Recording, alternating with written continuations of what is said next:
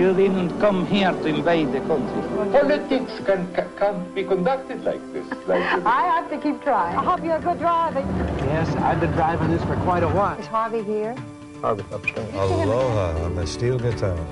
I could go faster, but I want to make you run. Listen, I can barely keep up. I think you bloody well better make the choice. I was standing at a urinal. Next year, I'm not going to do as well. It just goes without saying. Do you still believe in the American system of justice? Tonight, Barbara Walters, 20 years at ABC. When I was first approached about doing an anniversary special to celebrate my 20 years at ABC, I could only think of all of those programs where well-meaning colleagues come forward to say nice things and rattle off accomplishments. I got bored just thinking about it. So we're not going to do that tonight. Instead, I'll take you through some of the best and worst moments over the past 2 decades. The presidents and the movie stars, the dictators and the murderers, people you may have forgotten and some you will never forget. But mainly, this is a personal memoir. Not just what I was doing, but what I was thinking at the time, starting with those first tumultuous and sometimes terrible early years, which we'll get to in just a moment. Stay with us. Barbara Walters, 20 years at ABC. Brought to you by Sears. Come see the softer side of Sears. And by Lincoln, what a luxury car should be.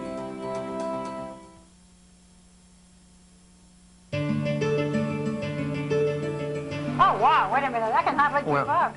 These are just a few of the people I kept up with in this, my 20th year at ABC. Yeah, it's feeling like I feel good about myself. Yes.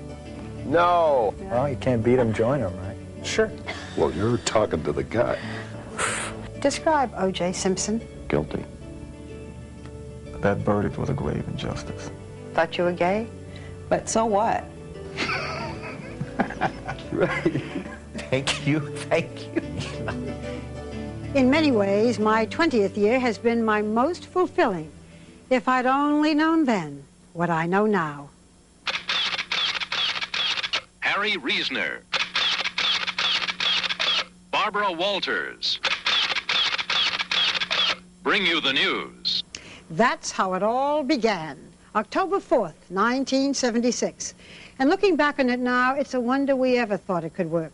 Harry and I were mismatched, misguided, and so painfully uncomfortable together. I had left NBC, my home for 15 years, where I'd happily co-hosted the Today Show, and come to ABC full of optimism and more than a little trepidation. Up to his knees in peanuts and flames. Can you do it? Yeah, I think it's funny. Okay. I knew that the spotlight would be on me as the first anchor woman of a network news program, but what everybody seemed to care more about were not my duties, but the money. The money. Shake, shake, shake. Shake, shake, shake. Shake your booty. Shake your booty. The press was tough enough. They made me sound like a disco queen who read copy on the side. But the worst criticism came from some of my colleagues, who, after they complained, went in and asked for more money themselves. Actually, my co-anchor, Harry Reasoner, was paid the same salary I was, $500,000.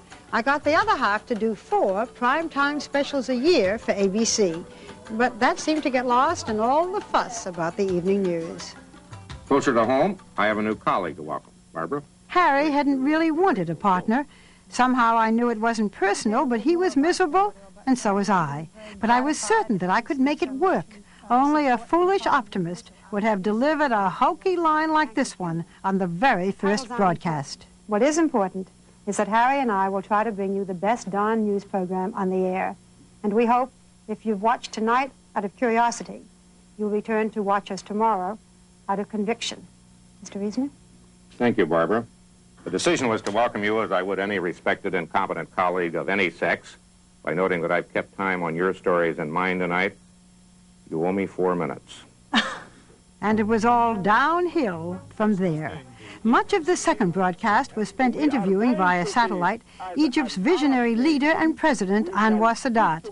And guess what he wanted to talk about? Thank you, President Sadat, for being with us. Well, thank you, Barbara. And how do you like $1 million job? I must tell you quite frankly, you know the salary of my job. It is 12,000 only. And I'm working day and night, Barbara. But, Mr. President, you know one does not work for money. One works for love.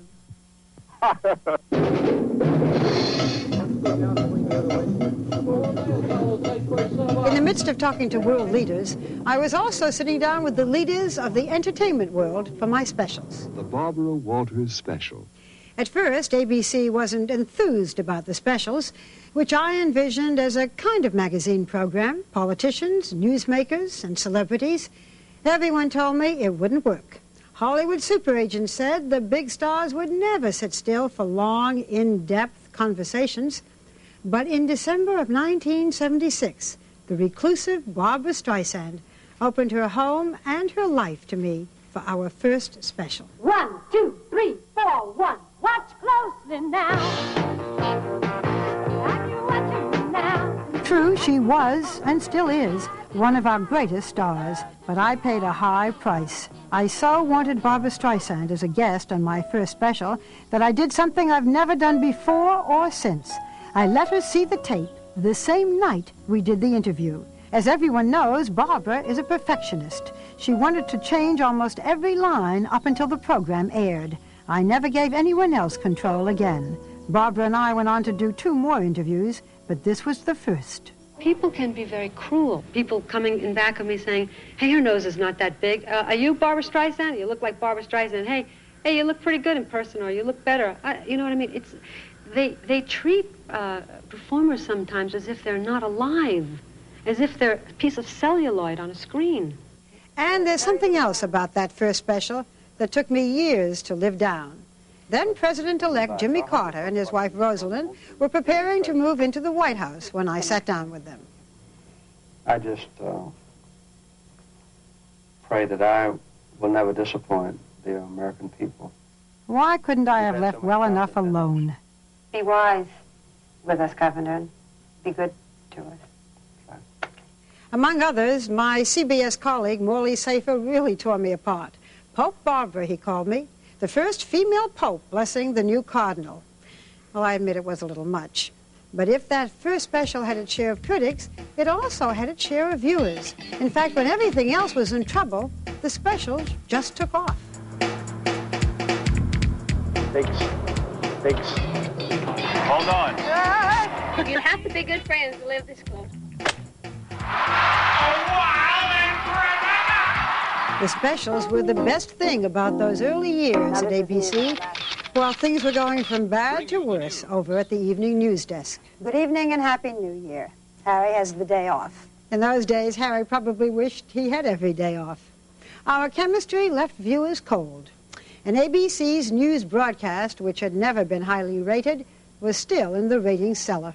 Fortunately, a long-desired trip to Cuba gave me a chance to thaw out somewhat with an exclusive interview with communist leader Fidel Castro in the spring of 1977.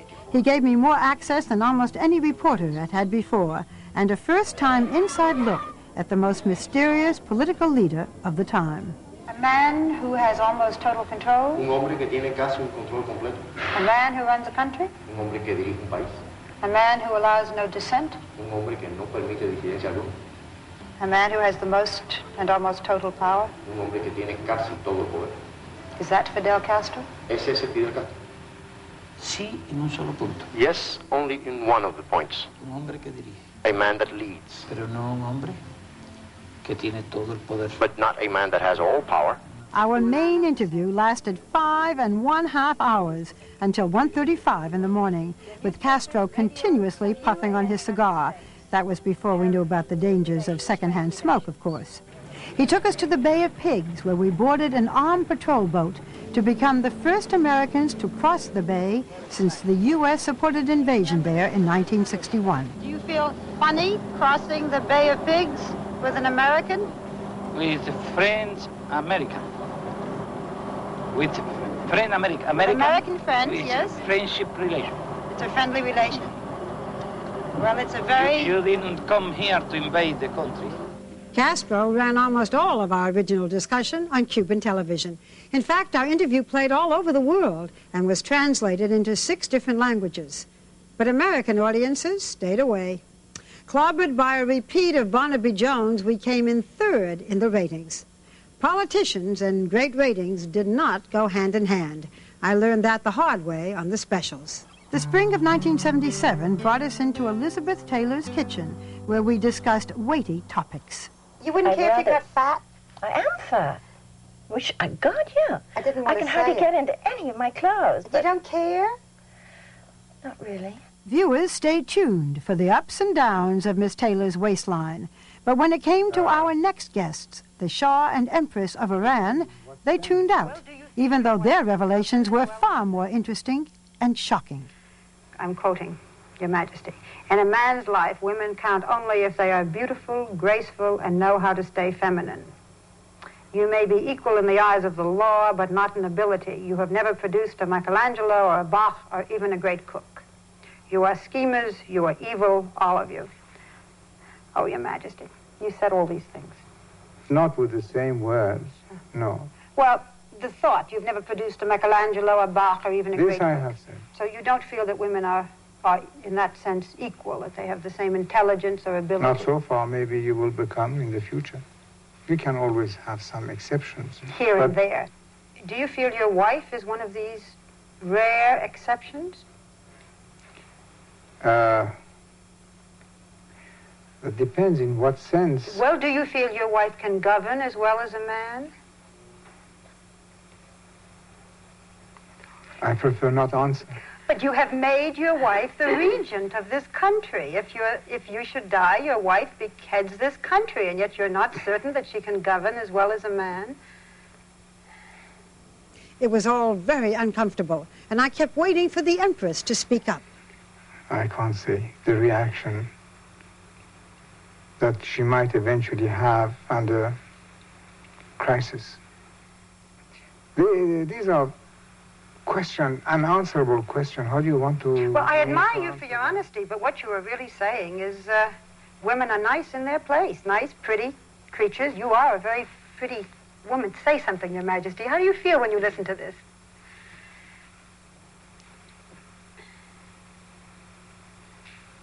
No. What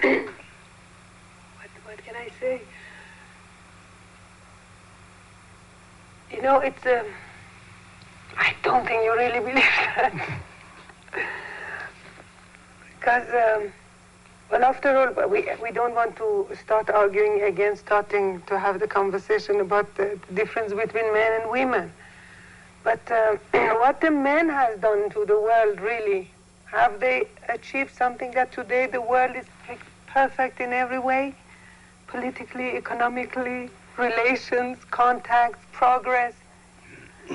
So let us not put, just classify people.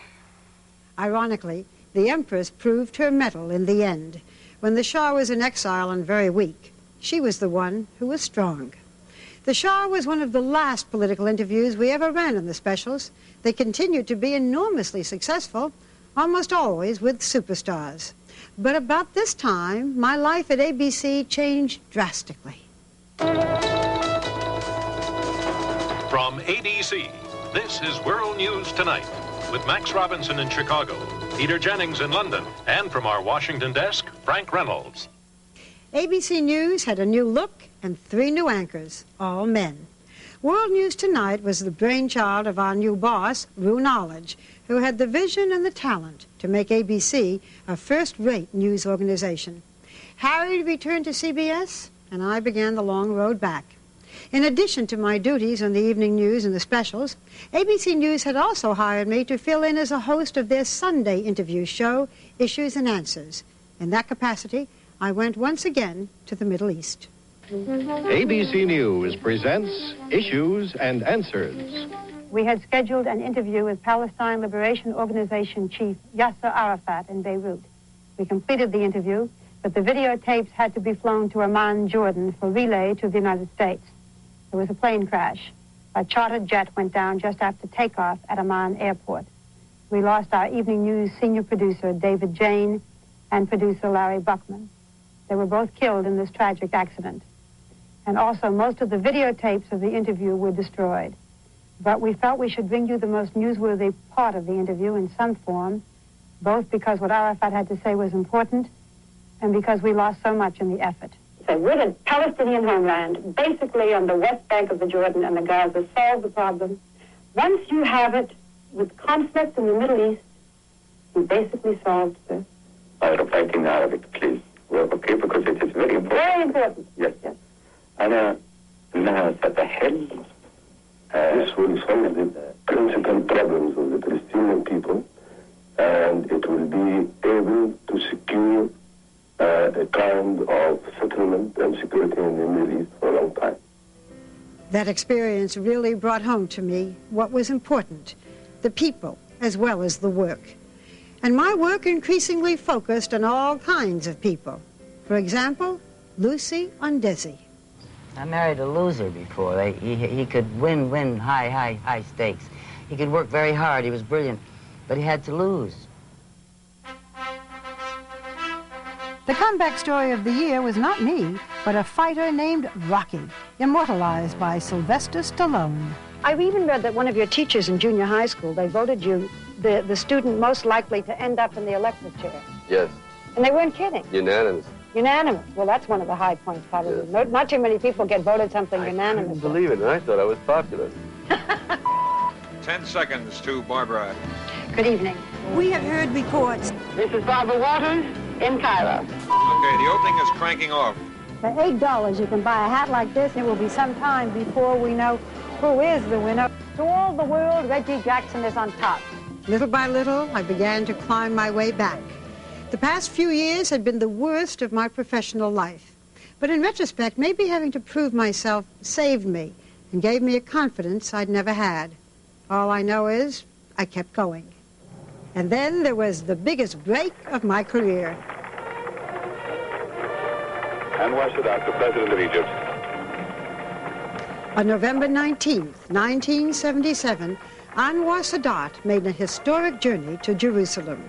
I was on President Sadat's plane and had asked if he would do an interview from Jerusalem with Israeli Prime Minister Menachem Begin. He said yes, but not with Begin alone. His arrival in Jerusalem was triumphant, and when Prime Minister Begin asked Sadat on my behalf to do a joint interview, Sadat agreed.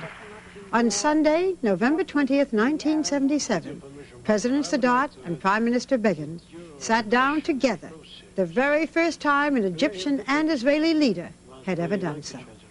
I would like to talk of those differences. You said in your speech a few moments ago that everything was negotiable. President Sadat, you said that your people, the Arab people, would not concede 1 inch of occupied land.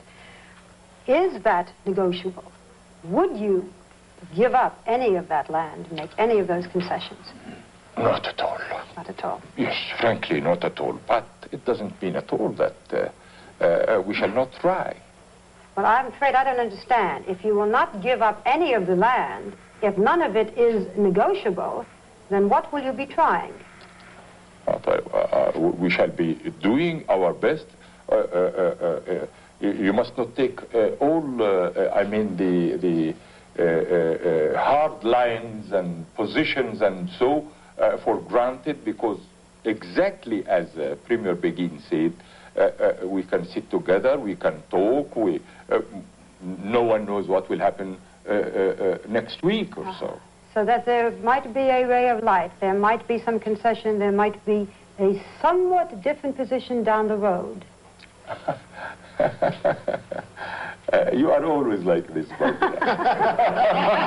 I tried to watch you. Everything. This is what people are going to be asking of you. Politics can't be conducted like this. I have to keep trying. The Middle East was my focus during those years, and I was to do many interviews with both President Sadat and Prime Minister Begin. I covered their efforts to achieve peace through the Camp David Accords to the signing of the treaty. I feel privileged to have reported such a story and to have known these men. At my lowest point during the evening news, a telegram was sent to my office. It said, "Don't let the bastards get you down." It was signed, John Wayne.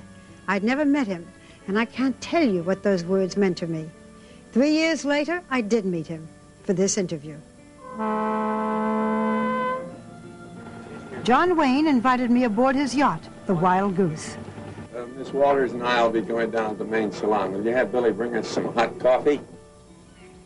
And we sat down to talk at his home in Newport Beach, California. It was to be his last interview, and I think he knew it. At this point in your life, having faced illness, I guess having faced the prospect of death, do you have a philosophy, or do you have a point of view that you think kind of sums up your thinking today? Listen, I spoke to the man up there on many occasions, and I have, but I've always had deep faith that there is a supreme being. There has to be. You know, it's just, to me, that's just a normal thing to have that kind of faith. The fact that he's let me stick around a little longer, or she's let me stick around a little longer, certainly goes great with me. And I want to hang around as long as I'm healthy and not in anybody's way. Sadly, the day after our interview, John Wayne went into the hospital. He never recovered. I think the specials caught on because the audience felt as if they were seeing celebrities as they really were. And sometimes the view could be shocking. Singing in the rain, we're singing in the rain. I interviewed another legendary performer shortly before he died. But unlike John Wayne, who was the same on-screen as off, meeting Bing Crosby was like meeting an entirely different person. He'd always seemed so easygoing, so laid back on screen. But in person, he was surprisingly authoritarian. Bing, now you have this young family, teenagers, and there's a lot of difference in the morals today, the morality, than with your first family. How do you feel about young people living together? Without being married? Yeah. I think it's wrong. You think it's wrong? Sure. Suppose one of your sons came home and said, Dad, I've got this girl, and do you mind if, we've been staying together or living together, you mind if we share a room here in the house? In our house? Yeah. No chance.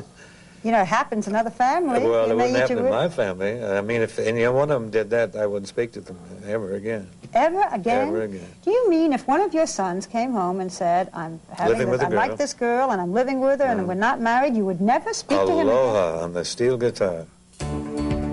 Next, that infamous tree question, plus Richard Nixon, Laurence Olivier, and those beautiful blondes.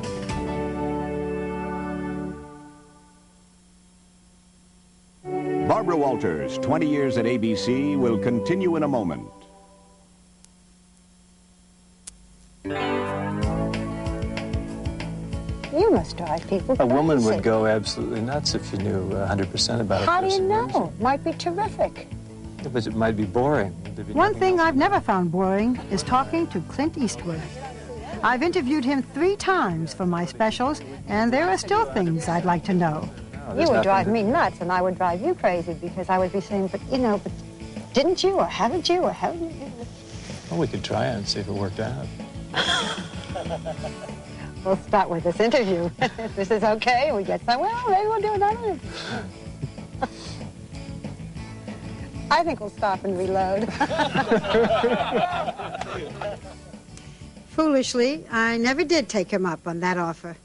I think there's always more to know about celebrities, about heads of state, about people of all kinds. That's why I was more than happy when a new forum opened up for me at ABC News. On the ABC News Magazine 2020. 2020 was only a year old, but its host and I went way back. It's lovely to see you again in much better hours, don't you think? I think so. I'd known Hugh Downs since our days at the Today Show, where we'd often face each other bleary-eyed first thing in the morning. At this reasonable evening hour, it was much easier to bring things into sharp focus. I shall resign the presidency effective at noon tomorrow. In the spring of 1980, I interviewed former President Richard Nixon live on a special edition of 2020. It was the first network television interview that Mr. Nixon had done since being forced from office. I'd already spent most of the interview asking about foreign policy when I decided to ask a question or two about the man himself. You know, Mr. Nixon, again and again, when people have written books about you, people who worked for you, people who were close to you in one way or another, they say that you are cold, remote, and that they were unable to reach you. Why do you think this is, or do you think this is an apt description? Why are you interviewing me then? Why am I interviewing? Yeah. No, I'm not talking about, I don't know you very well. I'm not talking about whether I find you cold and remote. I'm talking about even people like Henry Kissinger, who knows you very well. Talk about this remoteness, this inability to reach you. I like Henry very much. Let us go on. In those days... When do we get serious? Well, because I think people are still, I am serious. People are interested in you. People are still trying to understand you. I'm sorry you find that you find these questions unserious. We have a different idea, perhaps, of what serious is. But let me go on. No, I'm not objecting to the questions, you know. I'm very serious. Not at all. It was obvious that Mr. Nixon couldn't deal with talking about himself, so it was back to foreign policy. Trouble was, I couldn't find my cards with those questions, so I had to wing it. When the interview ended, I found them in my chair where I'd been sitting on them for safekeeping. That's one reason I'll never forget the end of that interview. Here's another. Richard Nixon, up until then, had never been asked. Are you sorry you didn't burn the tapes? Yes, I think so, because they were private conversations subject to misinterpretation, as we have all seen. 2020 provided the perfect forum for long, in-depth interviews with heads of state. But I also had the honor of serving as both a panelist and as a moderator for 4 presidential debates. Sometimes, though, I felt more like a referee. I'm sitting here like the great school teacher, letting you both get away with things because one did it, the other one did it. May I ask in the future that the rebuttal stick to what the rebuttal is, and also foreign policy will be the next debate. Stop dragging it in by its ear into this one. Now, can you believe I went on like that and wore that ghastly outfit? I was still a roving anchor, still filing stories for ABC's World News Tonight, and still hosting Issues and Answers. From Baghdad, ABC News presents Issues and Answers. In the presidential palace here in Baghdad, the president of Iraq, Saddam Hussein, has granted ABC News Issues and Answers. This, his first American television interview. Does this mean, Mr. President, that Iraq will now try to make an atomic bomb itself? I had a lot of questions for Saddam Hussein, but what I didn't have, obviously, was a comb. When Israel possesses the nuclear bomb, the atomic bomb, after all the peace-loving forces, then these forces ought to help the Arabs to possess this kind of a weapon in order to preserve peace. That interview was in 1981, and Iraq's nuclear capabilities are still an issue today. Sometimes the most benign questions elicit the most surprising answers. The other thing that you've been occasionally criticized for is that you don't sign autographs. Do you? Well, I'll tell you when I stopped signing them. I was standing at a urinal. I think I'm sorry I asked the question. Okay. I always seemed to be staring into a pair of beautiful blue eyes during those years in the specials, whether it was Paul Newman or the bevy of blonde Hollywood bombshells who strutted their stuff across the small screen in the hottest shows of that time. They were all lovely and gracious, but I must confess that I was most taken by a blue-eyed Brit. Sir Laurence Olivier rarely did interviews, and they told me he had a huge ego. No, that's not the way I found him. How would you like people to remember you? I'd like them to remember me for a diligent, something like expert workman. Sounds so prosaic. Is it? Well, I think a poet is a workman. think Shakespeare was a workman. I think God's a workman. I don't think there's anything better than a workman. On October 6, 1981, Muslim extremists gunned down Egyptian President Anwar Sadat in cold blood while he was reviewing his troops. 2 years earlier, he had told me that he would not live in fear. Do you worry about your life? Not at all. Never, never. I am a believer, and I believe no one will take 1 hour of my life if God doesn't agree to this. 3 months after her husband's murder, Jahan Sadat spoke to me in Cairo. It was her first interview since the assassination. Even in his death, he stood up, facing what happened to him. He didn't bow, he didn't bend, he didn't go under the chair. He stood up, his reflex was to stand up and just put his hand, and he said no. I'm often asked what interview meant the most to me, and it's hard to answer because I've done so many. But I think Anwar Sadat, for he changed history with his courage and determination. I'd also done so many interviews with President Sadat that I miss him personally. I miss his saying, for sure. I miss his calling me Barbara.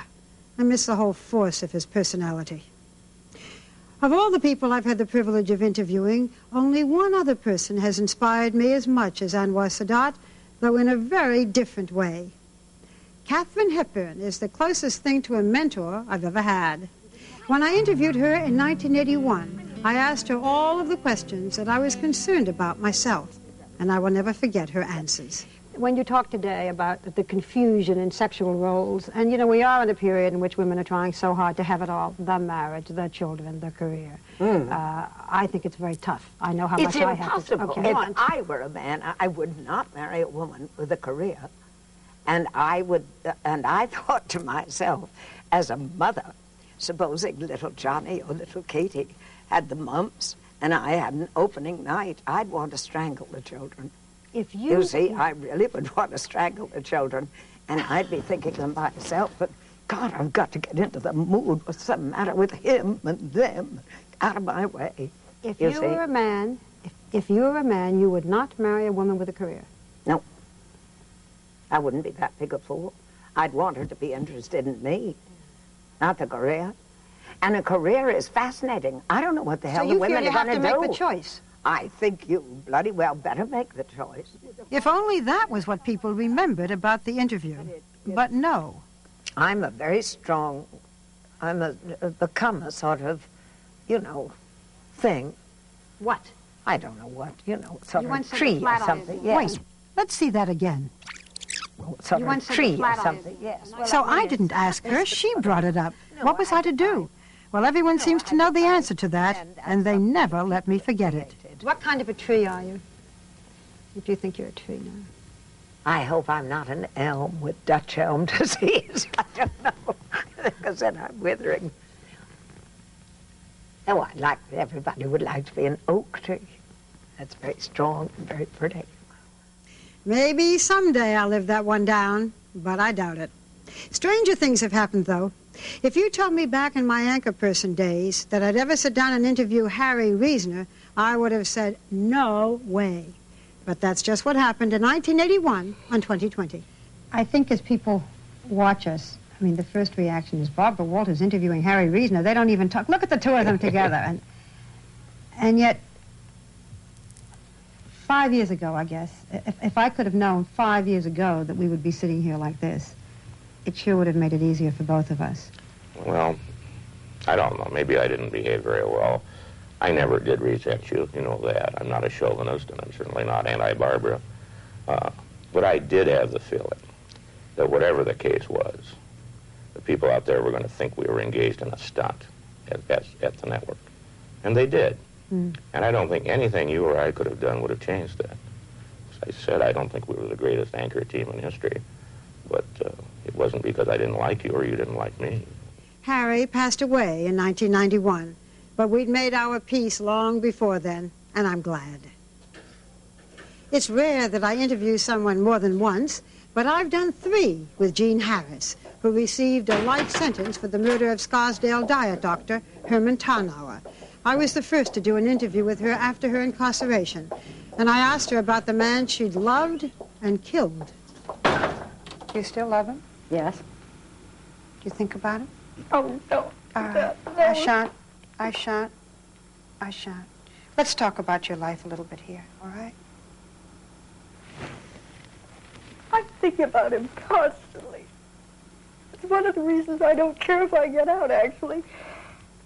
I can't imagine what it would be like out there without him. Isn't that stupid? The jury finds that the defendant, Klaus van Bulow, guilty. Guilt or innocence was the issue for socialite Klaus van Bulow, convicted of attempting to murder his wealthy wife, Sunny, who still lies in a coma from which she has yet to recover.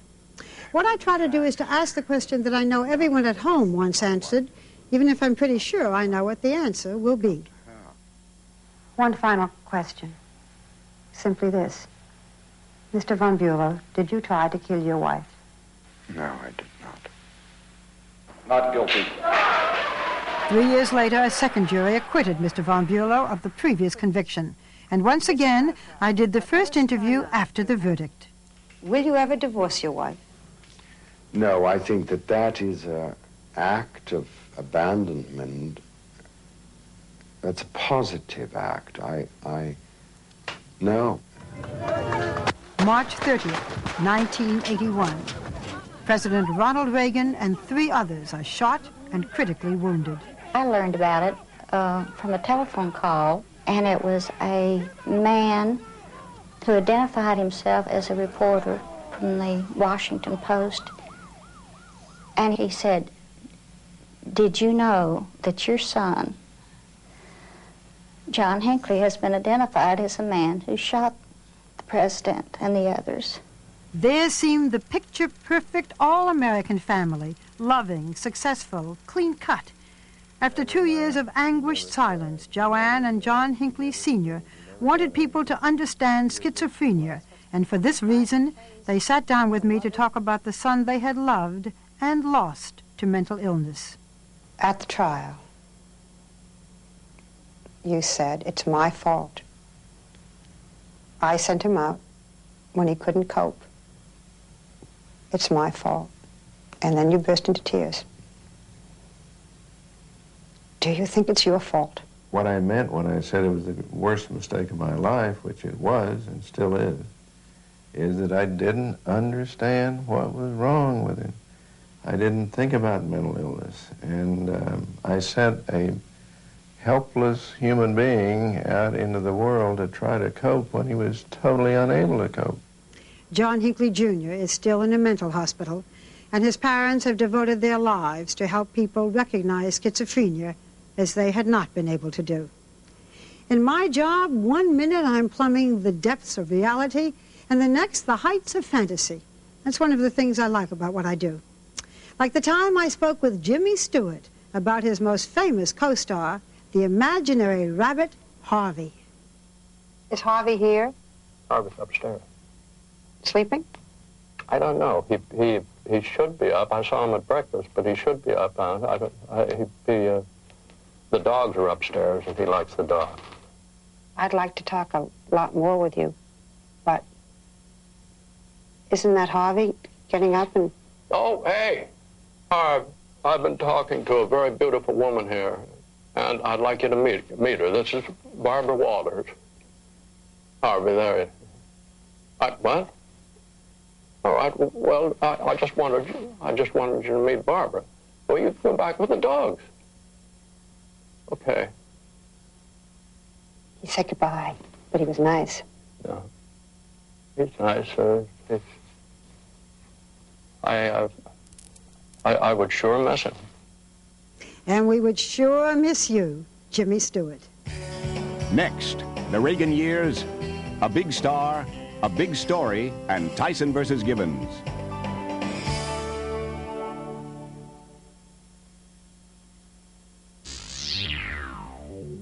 Can I ask you something very directly, which may seem rude? Can I ask what you weigh? Why do you like being fat? Is this when you started to drink? Can AIDS be spread in swimming pools? Do you think there are times when loyalty can go too far? Why'd you take crack? Are you bisexual? Do you think it's good to slap a woman? I ask questions on camera that I'd probably never have the guts to ask in private conversations. It's not the questions, though, it's the answers that never cease to surprise me, especially during the last half of the 1980s.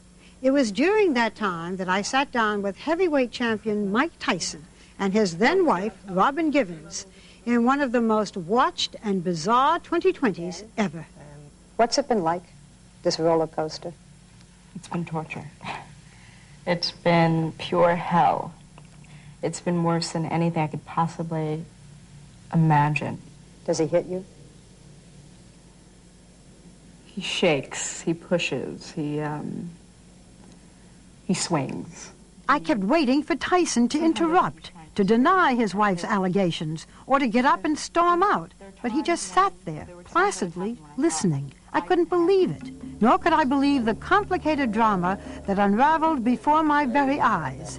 It all took place aboard a late-night flight to the French Riviera on the private jet of shadowy Saudi financier Adnan Khashoggi, who revealed startling information about the arms for hostages deal between the U.S. and Iran. The first thing was, gee, maybe they'll release our hostages, and then the Iranians said, okay, you show your faith and send us these arms, send us the 500 tons. Once we landed, Mr. Khashoggi introduced me to a man who turned out to be central in the negotiations. No one outside of the government had ever heard of or from him. His name, Manouch Ghorbanifar.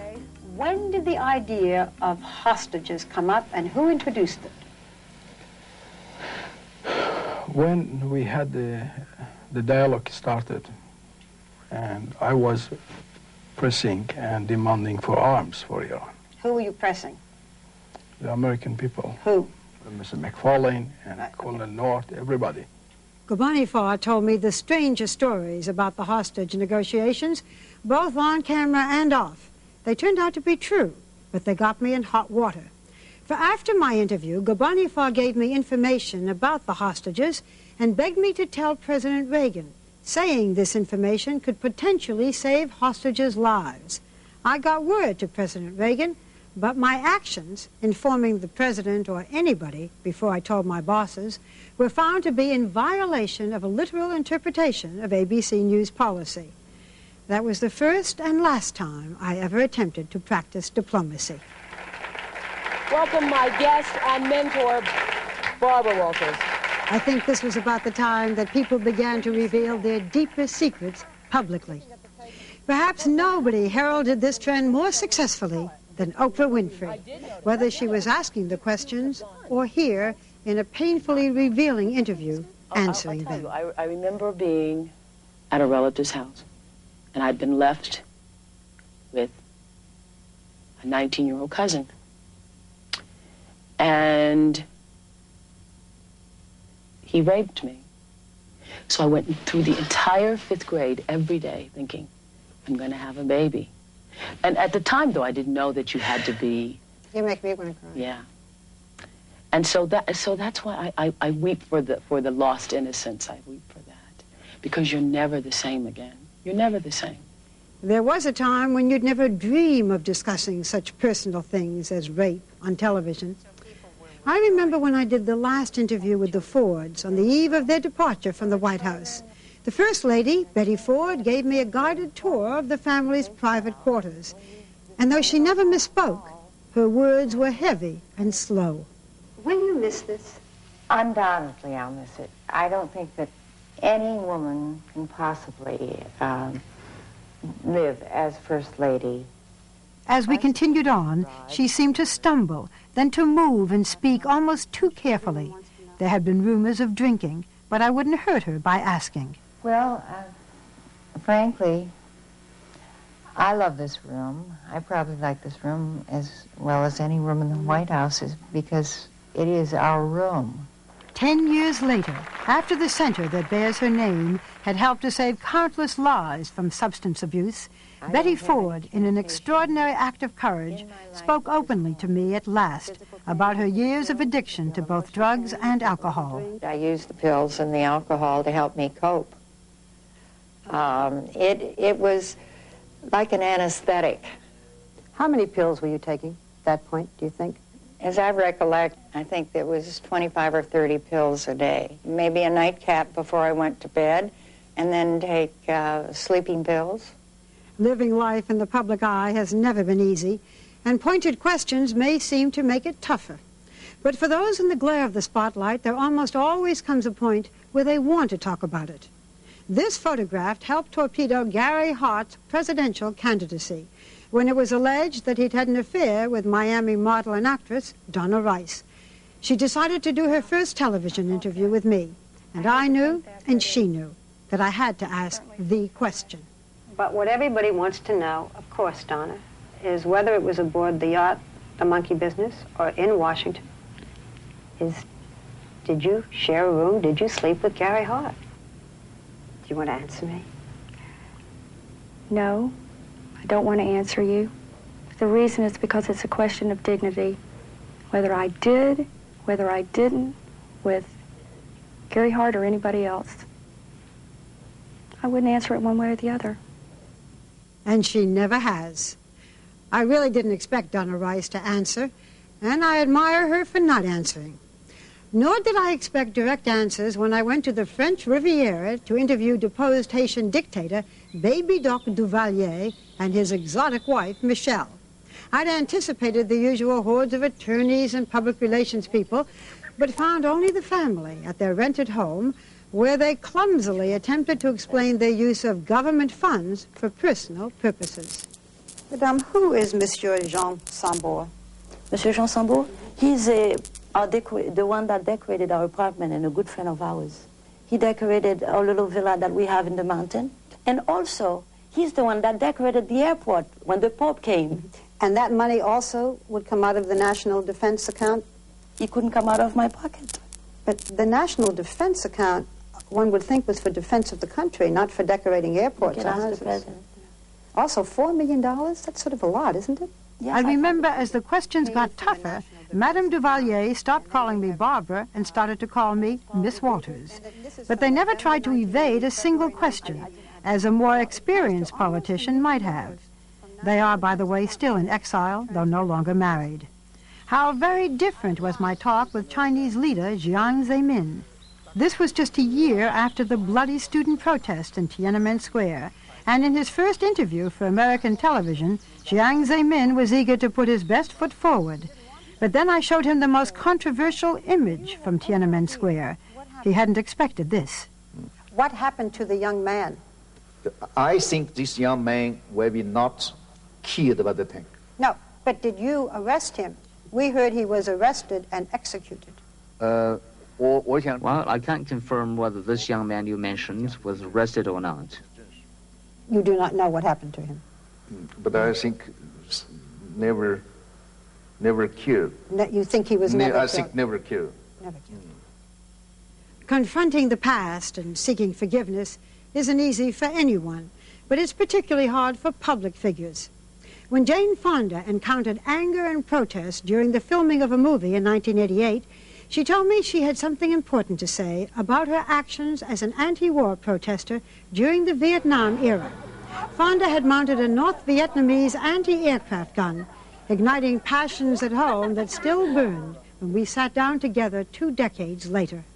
There are still people who, I guess, feel you have never apologized. Would you like to just say something to them now? To men who were in Vietnam, who I hurt, or whose pain I caused to deepen because of things that I said or did, I feel that I owe them an apology. My intentions were never to hurt them or make their situation worse. It was the contrary. I was trying to help end the killing, end the war. But there were times when I was thoughtless and careless about it, and I am very sorry that I hurt them.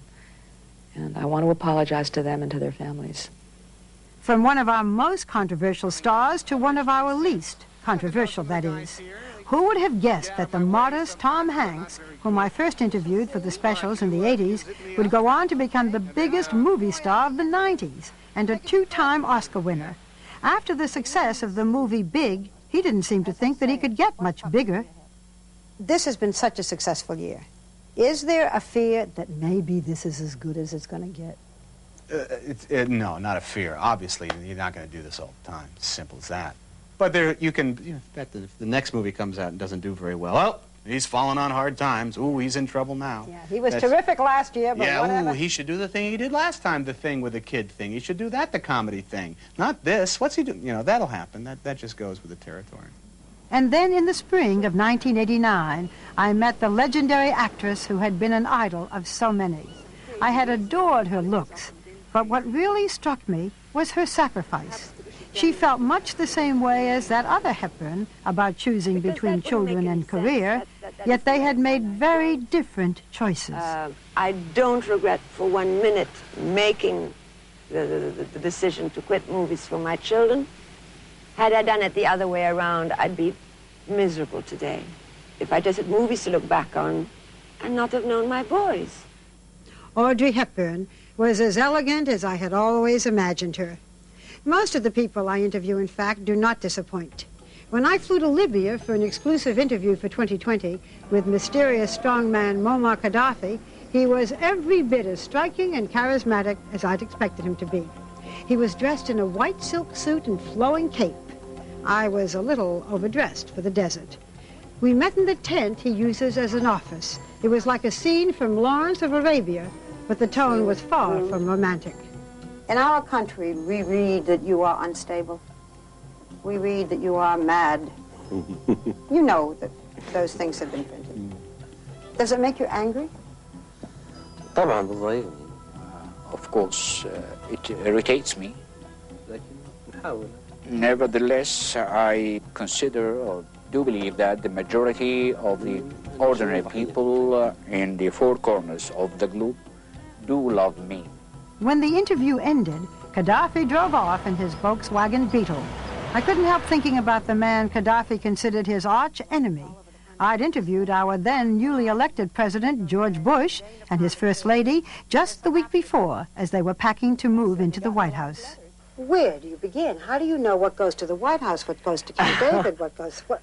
Well, it's terrible, but we have tagged everything. I remember another presidential couple with great fondness. I had the pleasure of interviewing Nancy and Ronald Reagan many times, both for the specials and for 2020. In an exclusive one-hour interview on Thanksgiving Eve in 1981, I visited the Reagans at their California ranch, where the president took me on a personal tour. I hope you're a good driver. You know what you're doing, I hope. Yes, I've been driving this for quite a while. You probably deduced that it wasn't new. I don't want to hurt your feelings, but this is the scroungiest Jeep I have. The upholstery is coming out. I mean, I know we have an austerity program, but this is ridiculous.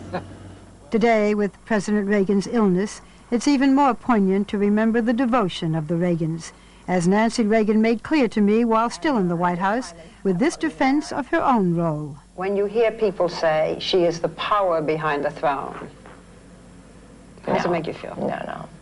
It's just not true. What do you think that your influence is? I mean, we all know how close you are to your husband. What influence do you have? He never thinks that anybody is taking advantage of him or running him. And I don't know whether it's being a woman or just being more intuitive about those things, but I can usually spot pretty well, and all the little antennae go up. And then what do you do? And then I tell him.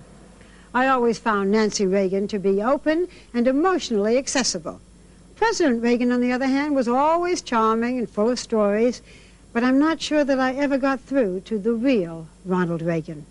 Mr. President, I can't conclude this interview without asking, how do you think that history will remember you? Well, I hope it'll remember me on the basis that when I took office, I felt very strongly that our government had grown too officious and imposing too much on the private sector in our society, and that I wanted to see if the American people couldn't get back that pride and that patriotism, that confidence that they had in our system. And I think they have. Ronald Reagan defined the 1980s. However history remembers him, I will always do so with affection and respect. And personally, I will always look back on the 80s as the time when my career began to come into focus. Still, I never knew when I was coming or going, but I enjoyed every trip, every interview, every experience along the way. Next, 4 turtles, 2 generals, a first lady, and the last word on O.J.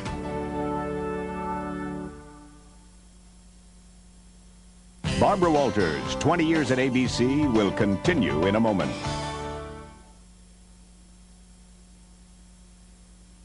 If a song indeed represents a person or a stage of life, can we just pick some times and see what comes into your mind? Like Elton John as a young man. The 70s, the good years, the years of innocence. She packed my bags last night, pre-flight, 0 hour, 9 a.m. Prophetic words. I'm gonna be high as a kite by then. I wasn't when I wrote it, but I soon was afterwards. Early 80s, the beginning of the end, the beginning of the bad.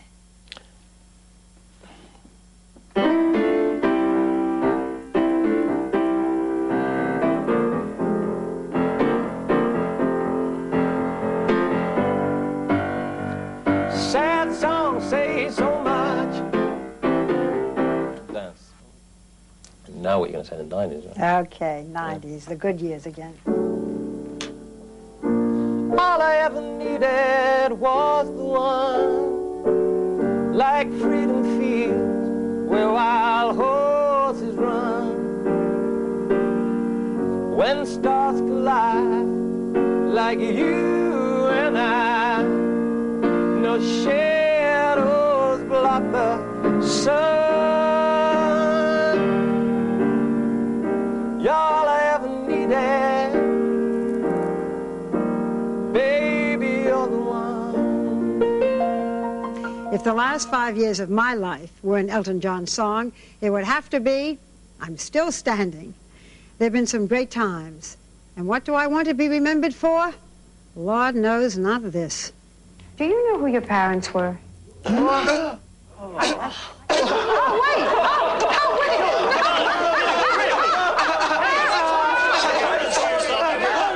This is the story of my life.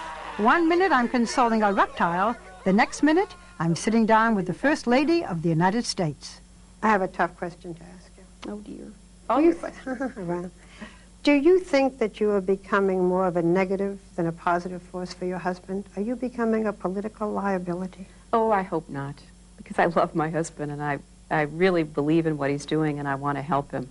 This was the first television interview Mrs. Clinton did in 1996 as the Whitewater situation exploded. But if she thought my questions were too tough, some thought they were too soft. It's one thing when you write the questions, but sometimes you have to take a deep breath before you ask them face to face. When you were visiting America, there were reports that you drank too much.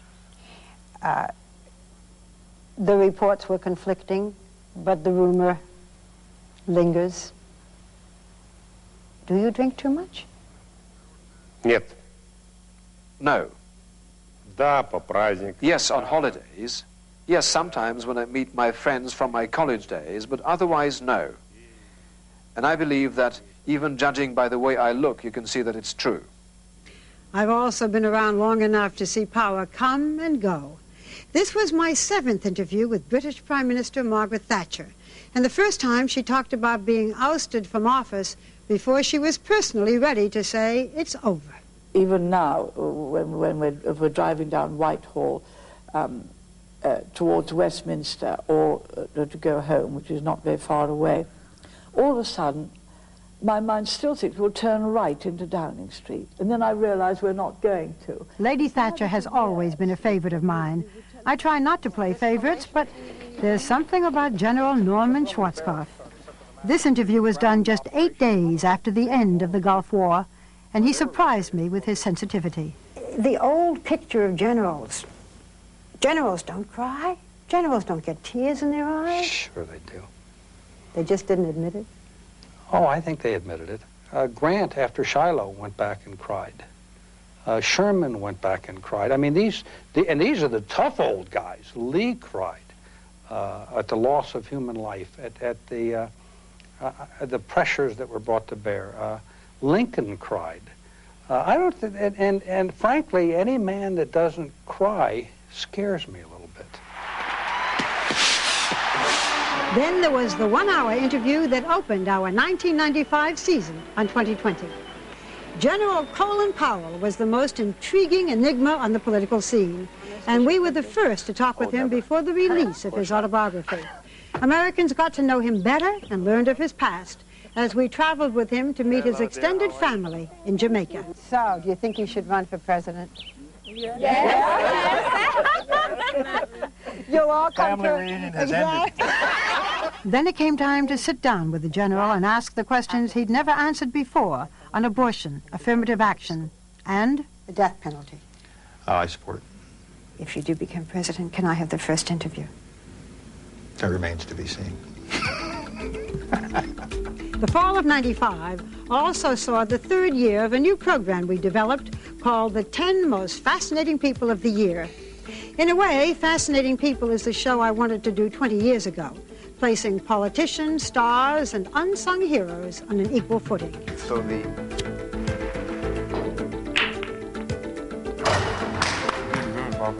Is life like a box of chocolates? Life is exactly like a box of chocolates. You were on nothing today? No.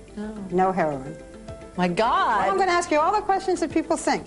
A biographer once wrote of you.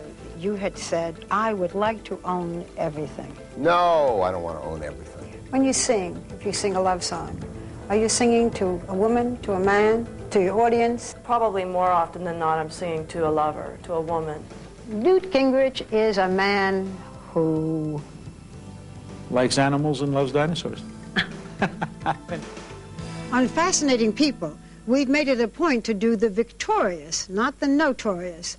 But on 2020, I've interviewed some of the most notorious people in recent history, such as the first television interview with Mark David Chapman, who'd shot John Lennon. I thought by killing him, I would acquire his fame.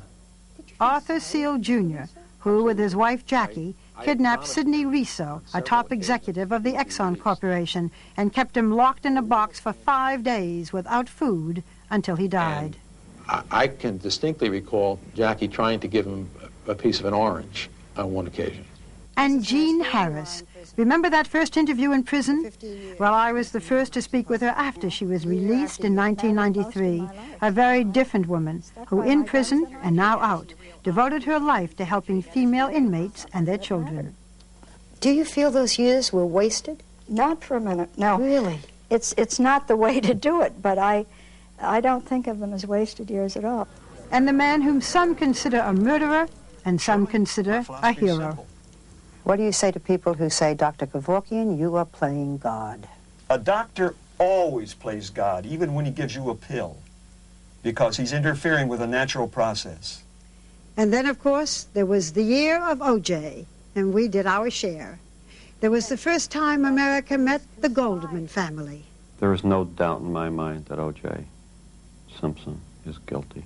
And Cato Kalin, the house guest who became a celebrity. Do you think you deserve this fame? I did something to some people in America that I don't know what it is, but they seem to like me. And the evening the verdict was handed down, my first interview with victorious defense attorney Robert Shapiro, whose mood was far from jubilant. Not only did we play the race card, we dealt it from the bottom of the deck. How do people... This past March, I talked to prosecutor Christopher Darden, who made this grim prognosis for African Americans in the wake of the trial. This case and this verdict has strained race relations in America I think it's African Americans in the end who are going to suffer because of all the support we threw behind this man who has never ever done a thing for us. Racial issues are always painful to examine, and there are times when an interview becomes